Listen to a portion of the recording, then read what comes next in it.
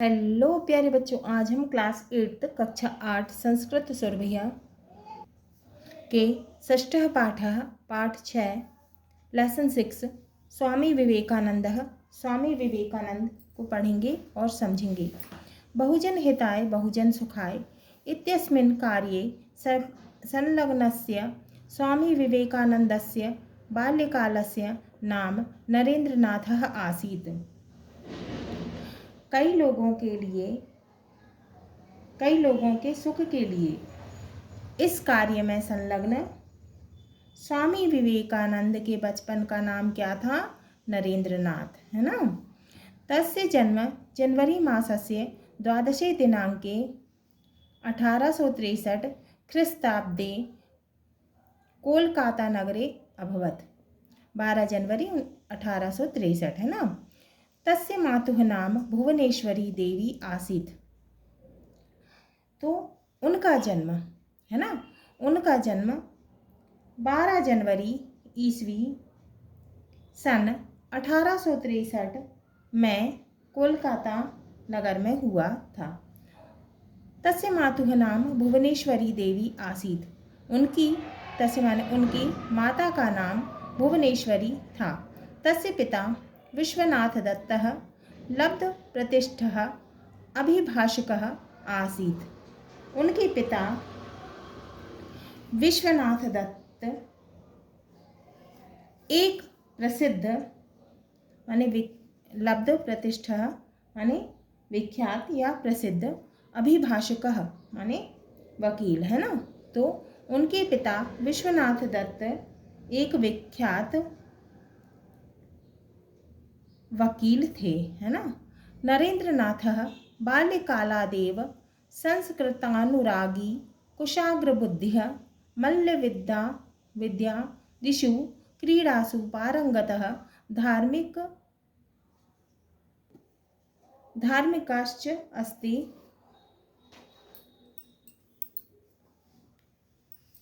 नरेंद्रनाथ बचपन से ही संस्कृत प्रेमी, उन्हें संस्कृत बहुत अच्छी लगती थी।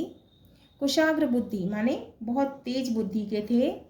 मल्ल विद्या दिशु कुश्ती आदि क्रीडासु के खेलों में पारंगत व धार्मिक थे। तस्मिन् काले रामकृष्ण परमहंसः अद्वितीयाध्यात्मिक ज्ञानपुंजस्य स्रोतः आसीत्। उन दिनों रामकृष्ण परमहंस अद्वितीय आध्यात्मिक ज्ञान कुंज के स्रोत थे। तस्य प्रभावेण प्रभावितः नरेंद्रनाथः तस्मादेव परिव्राजक दीक्षां प्राप्नोति। उनके प्रभाव से प्रभावित नरेंद्रनाथ ने उन्हीं से सन्यास की दीक्षा ली। दीक्षांतरम सह स्वामी विवेकानंदः इति नामना प्रसिद्धो भवत्। दीक्षा के पश्चात वे स्वामी विवेकानंद के नाम से ही प्रसिद्ध हुए। ततः सह स्वकीय ज्ञानदीप्तया सदुपदेशः जनान् आध्यात्म परायण मकरोत्। फिर उन्होंने अपने ज्ञान की चमक से ज्ञान के प्रकाश से वे सदुपदेशों से लोगों को उन्होंने क्या किया? आध्यात्म परायण किया, है ना। तस्यावधारणा आसीत् यत् प्रेम्णा सत्येन पराक्रमेण च कार्याणि सिद्ध्यन्ति। उनकी अवधारणा थी या उनका मानना था, क्या मानना था उनका? कि प्रेम, सत्य व पराक्रम से कार्य सिद्ध होते हैं, सफल होते हैं। तत्कुरु पौरुषम, इसीलिए पुरुषार्थ करो। आत्मभावस्य विकासः एव कर्म। आत्मभाव का विकास ही कर्म है।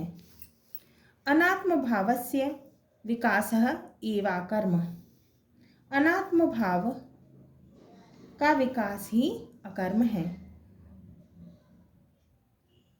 दौर्बल्येन किमपि न भवति। दुर्बलता से कुछ नहीं होता, अतः सबलो भवः, इसीलिए सबल बनो। जीवन स्यार्थः उन्नति रस्ति। जीवन का अर्थ क्या है? उन्नति। उन्नतेः तात्पर्य हृदय स्यो तैयार मस्ती, है ना। हृदय सौंदर्य मस्ती माने उन्नति से हृदय की सौंदर्यता भी होती है। परोपकारः एव जीवन गति है। परोपकार ही जीवन गति है। स्वार्थ भावः एव मृत्यु। स्वार्थ भाव मृत्यु है। प्रेम भावः एव जीवनम। प्रेम भाव जीवन है। द्वेष भावः एव मृत्यु। द्वेष भाव क्या है? दूसरों से द्वेष रखना क्या है? द्वेष भाव क्या है? मृत्यु है ना। बुराई है ना, द्वेष का अर्थ बुराई। प्रेम भाव एव भक्ति। प्रेम भाव क्या है? भक्ति। ज्ञानम मुक्तिश्चास्ति, है ना, ज्ञान से मुक्ति है। प्रेम बिना नैदम यदि मुपासते। प्रेम के बिना कुछ भी संभव नहीं है। सर्वथा दरिद्र नारायणों सेवितव्यः। दरिद्र नारायण की हर समय सेवा योग्य है। यतो ही बुभुक्षितः दीनः उपेक्षितः दिव्यांगजनः दुर्बलः एव साक्षादीश्वरः। क्योंकि भूखे, दीन, अपेक्षित, अपाहिज लोग व दुर्बल ही साक्षात ईश्वर हैं। अतः एतेषामुपासना एव ईश्वरस्याराधना अस्ति।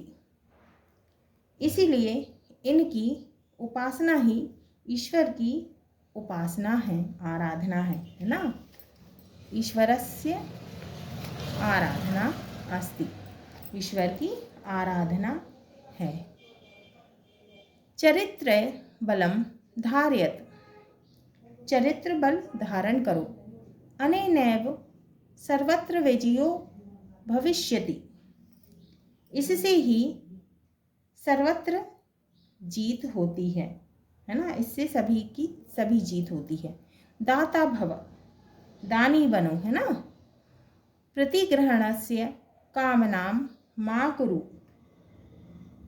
बदले में पाने की अभिलाषा मत करो। वसंत वल्लोकहितं चरत परोपकारः परम पवित्रम कार्यमस्ति। तो परोपकार परम पवित्र कार्य है ना। संसार की भलाई का आचरण करते रहो और परोपकार परम पवित्र कार्य है। परोपकारेण चित्तम शुद्धियन्ति। परोपकार से चित्त की, चित्त माने मन है ना, परोपकार से मन की शुद्धि होती है। अनेनैव ईश्वर प्राप्ति संभवा। इसी से ईश्वर की प्राप्ति की संभावना होती है। इसी से ईश्वर की प्राप्ति संभव है, भगवान की प्राप्ति संभव है। सह वेदांत प्रचाराय स्वकीयाखिलं जीवनम समर्पयामास। उन्होंने वेदांत के प्रचार के लिए अपना पूरा जीवन समर्पित कर दिया। तेन हिंदू धर्मः संस्कृतिश्च प्रसारिते। उनके द्वारा हिंदू धर्म की संस्कृति का प्रचार प्रसार हुआ। सह न केवलं परिव्राजकः अपितु परोपकारी दाता लोकसेवकः महान देशभक्तश्चासीत्। वे केवल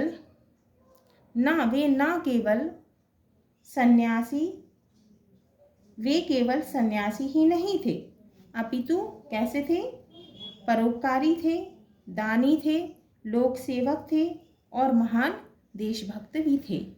शिकागो नगरे विश्व धर्म सम्मेलने सह भारतस्य प्रतिनिधिः अभवत्।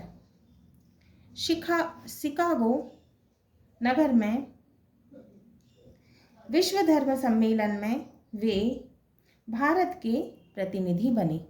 देश विदेशेषु तस्य बहवः शिष्याः अभवन्। देश विदेशों में उनके बहुत से शिष्य बने। आंग्ल देशीया कुमारी नोबल या अनंतरम भगिनी निवेदिता इति नामना प्रसिद्धा। इंग्लैंड की मिस नोबेल, जो बाद में बहन निवेदिता के नाम से प्रसिद्ध हुई, तस्य प्रिया शिष्या, उनकी प्रिय शिष्या थीं। सह यूनां कृते विशिष्ट प्रेरकः पथ प्रदर्शकाश्चित्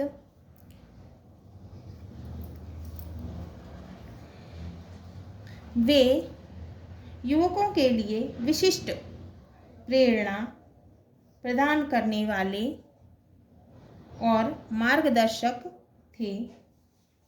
भारतीय स्वतंत्रता संग्रामे अपि तस्य ऊर्जस्वलानि भाषणानि स्वाधीनता सैनिकानां कृते प्रेरणास्पदानि।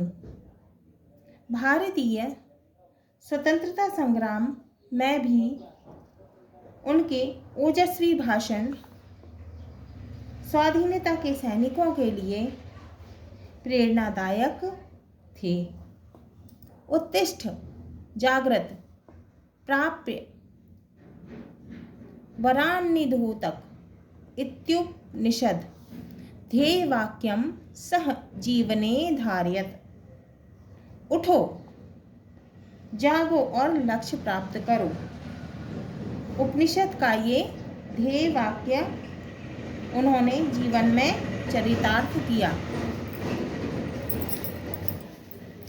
अहर्निशं ब्रह्मा कर्म साधनां साध्यमानः एव जुलाई मासस्य चतुर्थे दिनांके 1902 ख्रीस्ताब्दे 4 जुलाई 1902 सह ब्रह्मलीना जातः।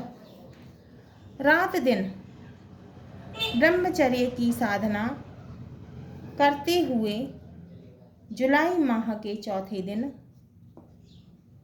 सन 1902 में वे ब्रह्मा में लीन हो गए। सह न केवलं भारते अपितु विदेशे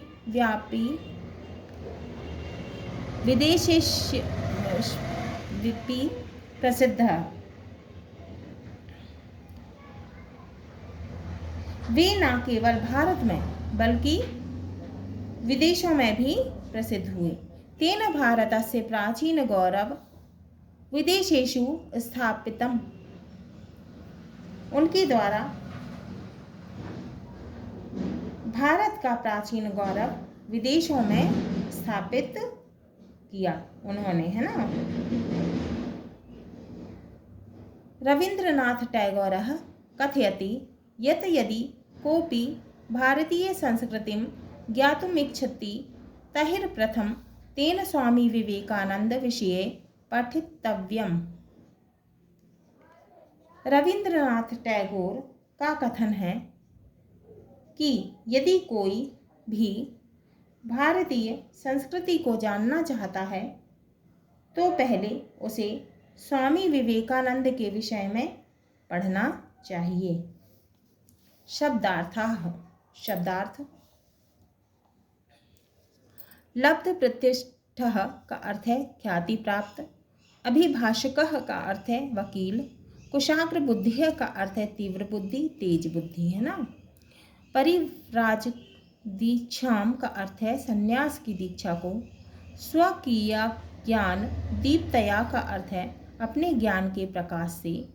मल्ल विद्यादिषु का अर्थ है कुश्ती आदि विद्याओं में। आध्यात्म परायण का अर्थ है अध्ययन की ओर अभिमुख।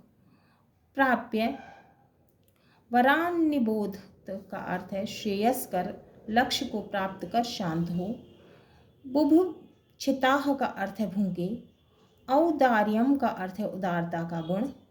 प्रतिग्रहणस्य का अर्थ है दान के बदले ग्रहण करने की या का। ऊर्जस्वलानी का अर्थ है तेजस्वी। ब्रह्मलीनः का अर्थ है ब्रह्मा में लीन। वसंत वल्लोक हितम का अर्थ है वसंत के समान